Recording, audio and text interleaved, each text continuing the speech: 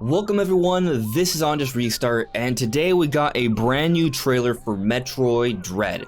But what's interesting about this trailer is it's being sort of branded and marketed as the second official full trailer for Metroid Dread. We have gotten a few other little trailers, but this one's a little bit of a bigger deal, and it's come out alongside Metroid Dread Report Volume 6, which sort of talks more about this trailer, gives us more details.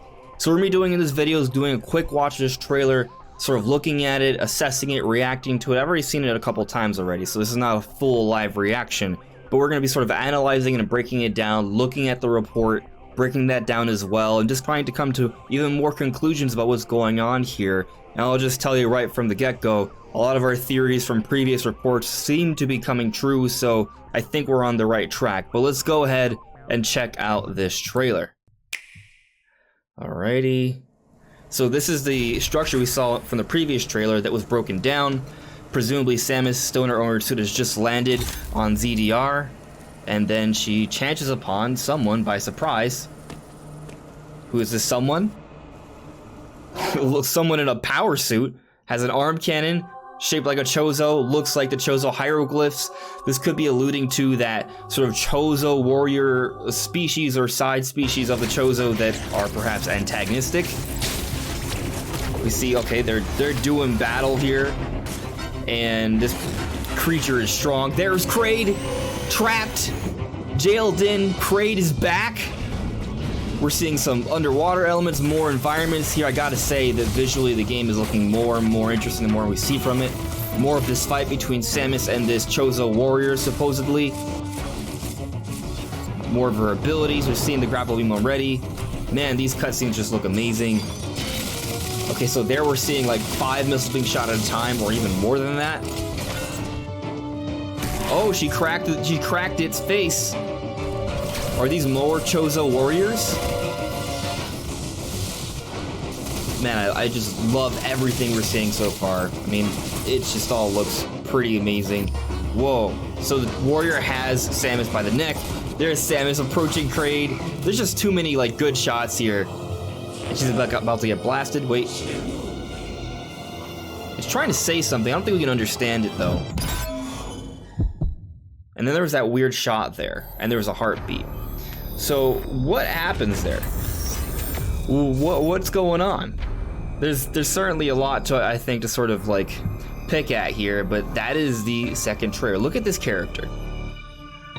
What is the big deal of this Chozo Warrior? Presumably a Chozo Warrior. They're shaped like a Chozo. They have Chozo armor. They have the power suit. The Chozo bestowed upon Samus the Chozo armor, the power suit. Like that's all from the Chozo. Yet we're seeing Samus fight a Chozo. So that's all very, very interesting.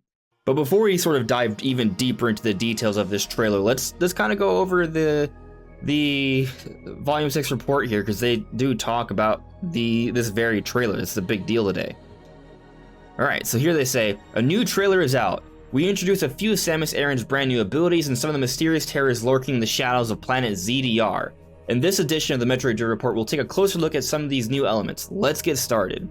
So we already saw a trailer, we're good on that part. We see more of these sort of shots here. Let me see if you can see them there, okay. It's just another look at here, this Chozo Warrior is gripping Samus by the neck. Here it's a close-up shot of it, just about to blast Samus's face in. The new trailer shows Samus under attack from powerful enemies and new terrors on planet ZDR. Indeed, a mysterious figure strikes soon after she lands. So they are kind of focusing on this one particular character here. And when we take a look at this shot right here, it's clear that this creature has its own power suit. It has its own headpiece.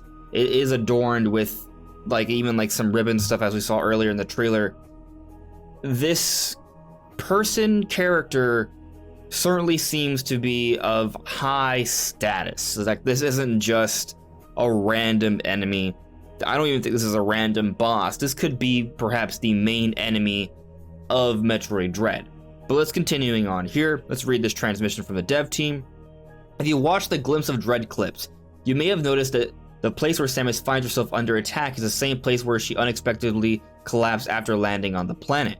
Yes, you guessed it right. Samus was defeated by a mysterious opponent and lost almost all of her abilities. As a result, her defeat caused as one might say, ability amnesia, in quotes, which I think is funny. How was Samus spared from certain death, and why was she left behind? Please play the Metroid game to discover the truth with your own eyes. So first, let's kind of focus on this ability amnesia thing. We talked about this in the previous sort of analysis breakdown. This is a plot device and a game design device at the same time. By doing this, Samus loses a lot of her abilities. She sees a reset. That way, when you play throughout Metroid Dread, she's not that immediately overly powered. So you can unlock more abilities and powers throughout the game. It's all about the game design. They do this in a lot of different Metroid games, and this is what they're doing this time around. And the plot reason behind it is that there is a mysterious, powerful enemy who looks like a Chozo, who takes Samus by surprise, is incredibly strong, and defeats Samus somehow for some way. And it leads to the ability amnesia, which serves its purpose for the design of the game. Let's continue on here with the different things they say about this trailer. Who stands before Samus? Now they give us a few more details on this. The figure who attacks Samus appears to be a Chozo. The Chozo were a highly intelligent and technologically advanced species who believe their purpose to be that of bringing peace throughout the galaxy. Eventually, the Chozo civilization reached a breaking point, and living Chozo are now rarely seen. The Chozo are known to be peaceful and mild-mannered, but Galactic Federation records indicate the existence of Chozo Warriors. So I guess this is the Chozo Warrior that they're alluding to here, and again we see more shots of it. This is certainly a powerful character, and it's very interesting because Samus has this history of being raised by the Chozo, and in this game is the first time we're seeing living Chozo. If we look at previous trailers, it appears we see a good Chozo, and then in this one we're seeing an antagonistic Chozo, presumably evil, and it takes out Samus. So, you know, there's certainly some interesting dynamics going on here already, but let's continue on with what they have to say. Transmission from the dev team. While many remnants of the Chozo civilization have appeared in prior Metroid games, including technologies and statues, this is the first game in which actual living Chozo appears. And just who is this Chozo that battles Samus so fiercely? In addition, the video shows what appears to be a Chozo Warrior as well as combat robots with striking Chozo resemblance. They will pose a formidable challenge for Samus. So from this little excerpt here, I'm starting to build some different ideas on what may be going on. They say that the main evil thing here is a Chozo Warrior, and then there's some combat robots that look like Chozo. But I have some ideas that are starting to stir, but I'll wait until we talk a little bit about the other things that they'll be talking about later into this report before I sort of expose all of my thinking right now. But first, let's talk about what they have to say on the abilities. Now, they show a variety of abilities in the trailer and talk about a variety of them here. Some of them are newer, some of them are old. One of them that appears to be new is the flash shift. You can jump forwards and backwards very quickly, and you can do it a few different times, 3 different times. You have the pulse radar, which allows you to see different items and breakable things, which I think is valuable. I believe they had something like that in Samus Returns, so it seems to just be like an expansion of that idea. Here they show off the grapple beam. We've seen that in previous games already, but if you're not familiar with it, it is something that allows you to grapple onto different like walls or ceilings or items that allows you to move around or pull things in and break them apart, as we see in the trailer. So, you know, it's certainly a very nifty ability. But moving forward here, they show off the ice missile. We've seen the ice missile in previous games. Basically, it's a missile that freezes things, but also has explosive power. Now, what was really interesting to me was the storm missile, because I don't think we've seen this before. This lets Samus lock onto and fire multiple small missiles in succession. Set up to 5 targets at a time using free aim, then unleash it to fire 3 missiles at each target. So we've seen in previous Metroid games how you can lock onto multiple targets with like a seeker missile kind of thing.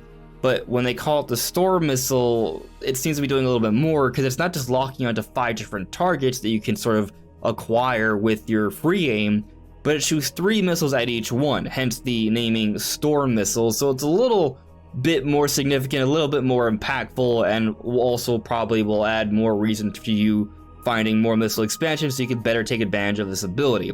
So I just think it's cool just shooting more missiles, which is awesome. So that's just kind of interesting to see that they have that there. They have the cross bomb. I don't know if we've had this in different Metroid games. I can't think of one. Maybe they have done it, but this is interesting because it shoots off explosions in multiple directions, and presumably this would be for different bomb puzzles, so that's nice to see as well. They're certainly trying different things here. Now, some returning abilities. We're seeing the speed booster and the shine spark, which allows you to run in different directions, and the shine spark allows you to jump in a particular direction very fast and powerfully and break through stuff, so that's pretty cool. Just kind of more to the idea of Samus having a lot of momentum and speed and power in this game, which is very exciting. And then of course we're seeing the return of the screw attack. Maybe we get this early in the game, although from this screenshot, looking at the energy and the missiles, that does appear to be fairly late into the game, but either way, screw attack is an awesome ability to have, and I'm glad that it is returning. Transmission from the dev team. There are so many new returning abilities revealed in this trailer, as it may be difficult to wrap your head around everything shown if you only watch it once. We suggest watching the trailer in additional time after reading our commentary. In particular, the abilities for traversal are much improved when compared to previous Metroid games, and we think you'll be able to enjoy a variety of ways to explore the map with them. For example, you can use speed booster in combination with wall jumping and sliding. The places where you can do this may surprise you, and we hope you try lots of different things on your adventure. So with this thinking in mind, there are a lot of different abilities Samus has in this game, more so than any previous game. And from what it seems like they're suggesting, there's just going to be a lot of different things you can do in different places that may surprise us that we haven't really seen before in terms of puzzles and platforming from different Metroid games. On a different level, I guess, is the implication here. And that's very exciting. Metroid Dread is the culmination of all 2D Metroid games. For all intents and purposes, this should be the best designed, best executed Metroid game yet, simply based off the progression of technology and the history behind it, but we shall see. Now let's move on to this other part, which is very, very exciting to me. Here they say even more powerful enemies. We can see 2 nice screenshots here of Kraid, some different robots here, different shots of Samus fighting things in the trailer, and this is what they say in the final part of this report.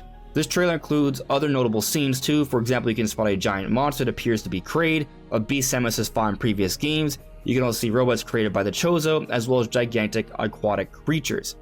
Just like in previous games, there is a rich variety of enemies and bosses standing in Samus's way. There are many different types of bosses, especially key to victory against such enemies is to carefully observe their behaviors and create an appropriate attack plan. So, it looks like in the next report they'll be giving a closer look at the mysterious Chozo. I'm certainly looking forward to that. But now let's talk about these other enemies and what this is all sort of storing in my brain in terms of what's going on with Metroid Dread. So the big deal is Kraid. Kraid is from Metroid 1, Kraid is from Super Metroid, and Kraid is one of the bigger, more notable enemies throughout the Metroid series. The fact that Kraid is here has serious implications, because Kraid is one of the mainstays of the Space Pirate Force. The Space Pirates have supposedly been taken out already, but the fact that we see Kraid here could perhaps imply otherwise. The Space Pirates may also have a role in the story for Metroid Dread. Now, before anyone says, yes, but the Space Pirates are now extinct, yeah, you're right. Maybe they are, but they could always bring them back, let's be real. But then also, yes, Kraid is not just there freely, Kraid is trapped, jailed in. So, Kraid doesn't appear to be here of his own free will. So certainly there's something going on there. But why is Kraid still here? The fact that Kraid is still here, the fact that Kraid is still alive, does imply that maybe there are still some space pirates around, because that's what Kraid is, a space pirate. Could we also see Ridley? Maybe. Ridley is the leader of the space pirates, so maybe there's something going on there as well. So we could be seeing both of them in this game. Ridley's pretty much in every single Metroid game, so that should come as no surprise if we do see Ridley. Kraid is the big surprise here, but with Kraid comes the implication that there could be other space pirate forces. Now, they've been talking about these Chozo Warriors, or the Chozo Warrior, and then other Chozo-looking like creatures or robots that you have to fight. Now, they've called them robots multiple times, so they are probably robots, but there is an idea that's throwing in my mind that perhaps some space pirates could be using Chozo armory here, or powers or abilities to fight Samus as well. Maybe they've been trapped and they're being controlled with their brains. Maybe they aren't actually robots, but actually like maybe cybernetically enhanced space pirates that are under control by this evil Chozo Warrior. Maybe, potentially. There's at least a decent chance that there could be other space pirates in this game, because they have one of the big kahunas, Kraid, trapped in there, so they could potentially have others as well, and that is very interesting. Now, going back to the Chozo Warrior, what's fascinating about this scene is that we know this is the beginning of the game. That's how they do the ability amnesia, so Samus gets her reset, and it makes sense for the progression of the game from a design perspective. But from a plot perspective, what's interesting is when we walk in, the structure is not destroyed, but when Samus wakes up later on, it is destroyed, and it matches up to the mask of the Chozo Warrior. Samus does get a chip in there before she's taken out. Now, the other interesting thing is that while this character takes out Samus, Samus isn't killed by this Chozo Warrior. What happens? Does the Chozo Warrior spare Samus? Does an event occur that forces this warrior to retreat despite having taken Samus out? There's a few different possibilities here. Considering that the Chozo were the race that raised Samus, maybe this Chozo Warrior didn't want to kill Samus. Maybe this Chozo Warrior is trying to test Samus instead. That's a possibility.